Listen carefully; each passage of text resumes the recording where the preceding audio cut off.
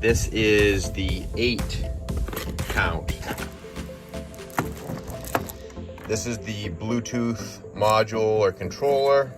If you want, also you have a like a manual controller here. Some instructions, and then obviously you got the lights here.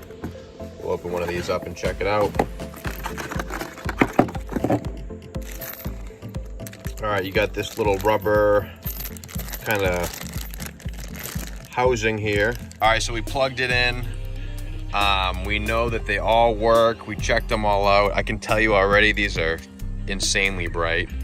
And to download the app, Sunpie included one of those little barcode things. Just take it if you have an iPhone. All right, so the app's downloaded. It has this little color wheel here. You can basically choose any color you want in that color wheel. It'll make every color with the red, green, and blue. And then you can pick specific colors if you want. Bunch of different options. And then it also has brightness too. You can adjust all that. Tons and tons of features here. I could do a whole video on just this, but yeah, tons of options. Really, really cool app.